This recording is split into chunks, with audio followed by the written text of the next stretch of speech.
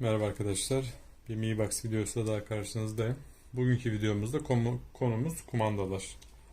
Mi Box'ın şöyle silüetini gördüğünüz çok başarılı bir kumandası var. Gerçekten çok kullanışlı. Bluetooth üzerinden çalışıyor.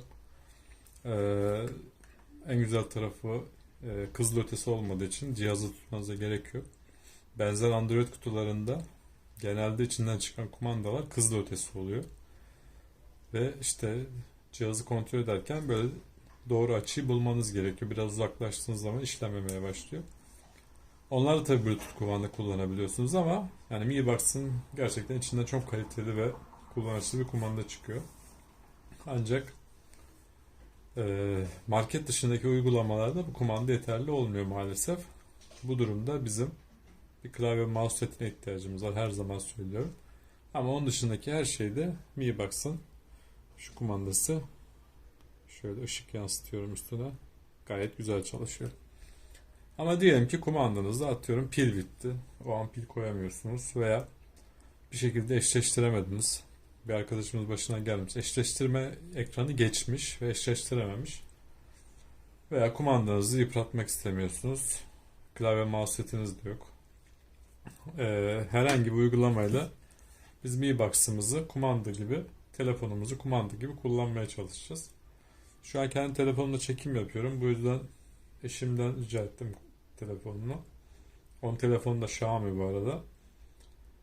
İçine birkaç tane alternatif program yükledim. Ben çok daha fazla program denedim ama genelde en fazla bu uygulamalar kadar ileriye gidebildim.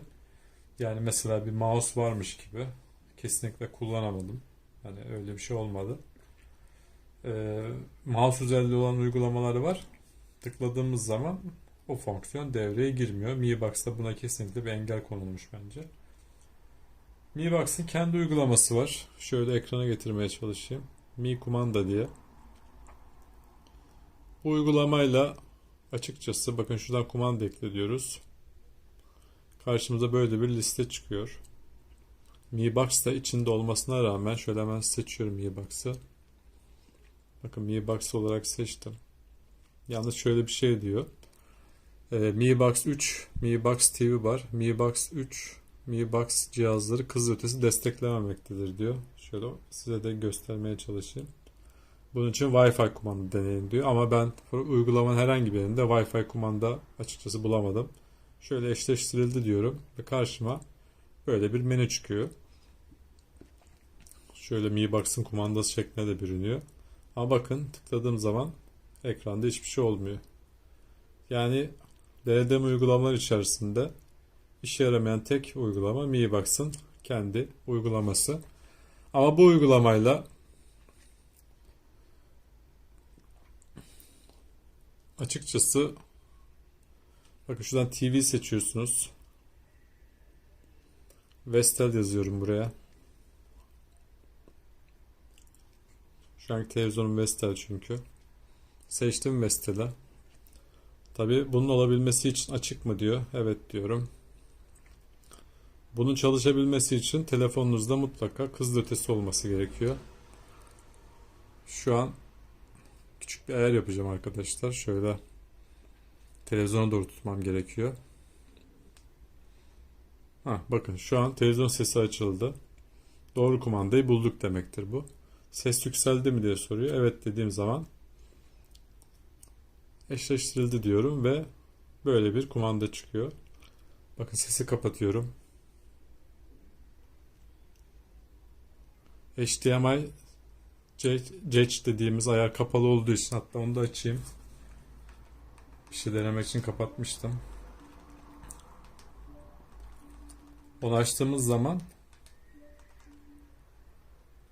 şunlar kapalı olsun. Biliyorsunuz Vestel'in kumandasıyla Mi Box'ı kontrol edebilmeye başlıyoruz. Şu an Mi Box'ta kontrol etmeye başlıyor. Ama sağ tuş yok. Tam uyumlu kumandayı bulamadım çünkü Vestel içinde. Ama normalde Mi Box'ın uygulaması Vestel televizyonda çok güzel çalışıyor. Ve Vestel televizyonda bağlıyken Mi Box HDMI CEC diyeyim. Açık olduğu zaman Mi Box'ı yönetebiliyorsunuz ama çok kullanışlı değil. Sonuçta Mi Box'ın kumanda uygulaması maalesef işe yaramıyor. Ben de ikinci bir uygulama indirdim. Şimdi bunu bir kaldırıyorum. Xiaomi Remote diye bir uygulama. Xiaomi yapmamış. Başka bir firma yapmış. Bakın Mi Box kendi gördü Wi-Fi üzerinden. Üzerine tıkladım. Bakın ekranda bir kod çıktı. O kodu buraya yazıyorum. 0812 diye. Tamam diyorum. Bağlandı. Aynı Mi Box'ın kumandası gibi ekran geldi. Bakın tıkladığım zaman bu gayet mükemmel bir şekilde çalışıyor. Ama dediğim gibi bu uygulamalarda maalesef mouse özelliği yok. Şöyle bir touchpad açabiliyorsunuz. Touchpad açtığınız zaman da yine mouse yok. Sağ ve sol yaptığınız zaman sağ ve sol işlevi görüyor. Yani şu yok. Şunu demek istiyorum. Mouse gibi istediğim yere kaydırayım. Bir tane ikon çıksın. Mouse simgesi çıksın veya pointer dediğimiz o simge çıksın. Ben istediğim yere tıklayayım yapamıyorsunuz ama bu uygulama gayet güzel bir şekilde çalıştığını size söyleyebilirim. Şuradan basarak bağlantıyı kesebiliyoruz. Şu an çıktı. Amacımız Mi Box uygulamasının alternatif uygulamaysa bu uygulamanın adı Xiaomi Remote. Evet, Xiaomi Remote diye bir uygulama ama Mi Box, yani Xiaomi'nin yazdığı bir uygulama değil. Üçüncü bir alternatif Setus Play diye bir uygulama. Bu uygulama bir numara olduğunu iddia eden bir uygulama. İptal diyelim. Şöyle bir ara birimle açılıyor. Şimdi orada bize Mi Box'ımızı bulması gerekiyor. Bakın şurada hemen yakaladı. Gördünüz. Mi Box'ın üstüne tıklıyorum. Bağlanıyor. Ve bağlandı. Şimdi geriye gidiyorum. Bakın yine benzer bir ekran. Mi Box'a bağlı şu an. Şimdi kod çıktı arkadaşlar. Deminki uygulamanın ekranı kalmış. C2, C0 yazdım. Yine aynı mantıkla ilerliyor. Okey dedim. Şu an bu uygulamada çalışmaya başladı. Bu uygulamada şöyle yine size göstermeye çalışayım. Bakın mouse modu var. Ama tıkladığım zaman böyle bir ekran geldiği halde bakın kaydırma işlevi hiçbir şey yapmıyor. Ses açıp kapatma çalışıyor. Her şey gayet güzel.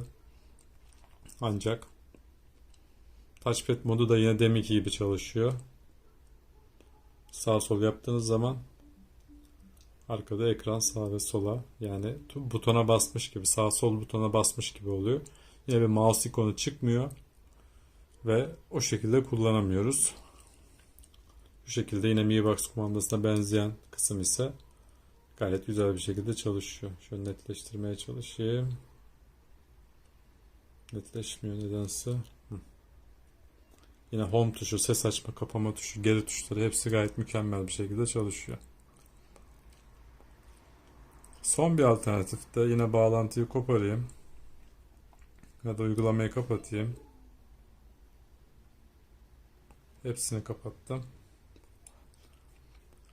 Google'ın kendi bir uygulaması daha var arkadaşlar. Bağlandım hemen. Evet, zaten bağlanmış. Otomatik. Burada da yine touchpad modu var. Touchpad modundayken yine sağ sol yaptığınız zaman sağ sol butonlara basmışsınız gibi oluyor. Ya da şu sol üst menüden yakalıyorsunuz onu.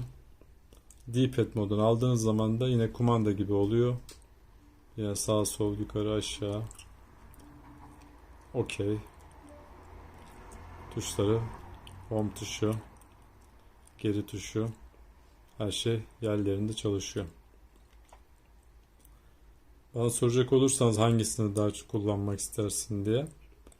Google'un uygulaması çok hızlı bağlanıyor. Diğerleri gibi reklam yok Google'un uygulamasında. Diğerlerinin yaptığı tüm işlevleri yapıyor. Yine D-pad ve işte touchpad modları var. Klavyesi çalışıyor. Şöyle bir şey aratacağınız zaman mesela Puffin'i açalım.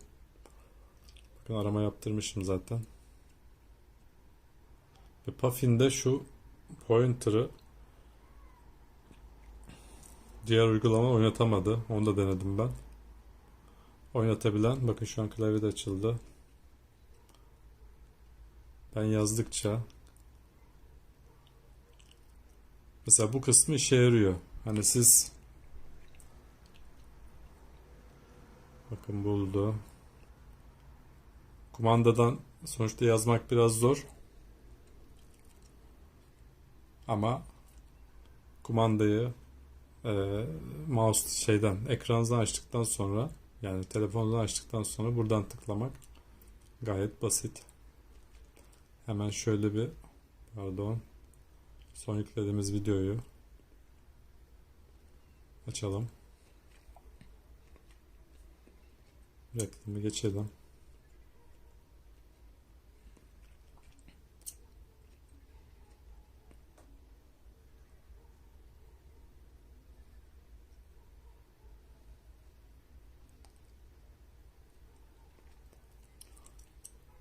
Tabii şu mouse modu Puffin'in bir özelliği arkadaşlar. Yani bu kumanda uygulamasının özelliği değil.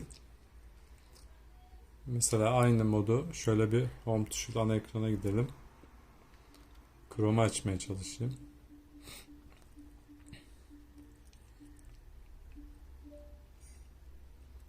Chrome'da mouse yok. Dolayısıyla klavye mouse setine yine ihtiyacımız var. Ama bir şekilde Xiaomi mouse modunu aktif etmemize izin verirse bu uygulamalar çok işe yarayacaklardır. Ama yani şu durumda elimizdeki var olan uygulamalarda yine klavye mouse eksikliğini veya oyun oynuyorsak bir gamepad eksikliğini maalesef hissediyoruz. Ama dediğim gibi çok fazla ama dedim ama tekrar ama dedim. Kumandanızı yıpratmak istemiyorsunuz. İşte klavye kısmını daha etkin kullanmak istiyorsunuz. Çünkü kumandalı harfleri gidip yazmak gerçekten zor. Bu durumda bence Google'un Android kumanda uygulamasına yüklemenizde fayda var. Şöyle netleştirsin diye bekledim ama netleşmedi. Android TV uygulamanın adı da. Diğerleri açıkçası işe yarıyor ama Google'ın Android TV uygulamasından daha fazlasını bize sunmuyorlar. Google'ın Android TV uygulaması da reklamsız bir şekilde sunuyor onların yaptıklarını. O yüzden ben bunu tavsiye ediyorum. Eğer aramızda arkadaşlar bu arada Seyir Türk'ü kaldırmışım yanlışlıkla. Boş gelmiş kanal. Neyse. Eğer aramızda mouse modunu da açabilen, yani mouse takmış gibi işlem yaptırabilen bir uygulama bilen bir arkadaşımız varsa bize iletebilirse onu da seve seve tanıtırız. Çünkü her zaman söylüyoruz, birbirimize olan bu önerilerimiz sayesinde birçok uygulamayı bulduk. Benim bildiğim başka bir arkadaşımız bilmiyor. Onun bildiğini ben bilmiyorum. Birbirimize bilgi verdiğimiz sürece bu cihazlara olan kullanışlılığımız ve hakimiyetimiz daha da fazla artacak. Şurada gördüğünüz çoğu uygulama bana kanala yorum yazan arkadaşlarımız sayesinde bulduğumuz uygulamalar ve birçok insan da, binlerce insan hatta, bu sayede bu uygulamalarla tanıştı. Kanalda biliyorsunuz çok fazla Mi Box, çok fazla araç videoları var, teknolojiyle alakalı videolar var. Yavaş yavaş da video sayısını her gün arttırmaya çalışıyorum. Destek olmak isterseniz kanalımıza abone olabilirsiniz. Videolarımızın beğen tuşuna tıklayabilirsiniz. Beğenmediğiniz videoları da neden beğenmediğiniz yazarsanız, yani dislike'a tabii ki basmak en doğal hakkımız. Neden beğenmediğiniz yazarsanız belki bundan sonraki videolarda o hataları yapmamış oluruz. Söyleyeceklerim bu kadar arkadaşlar. Bu videonun sonuna geldik. Başka videolarda görüşmek üzere. Tekrar ama şunun altını çizeyim. Benzer kumanda uygulaması, mouse modu da olan bir uygulama bilen varsa bize yardımcı olursa çok seviniriz.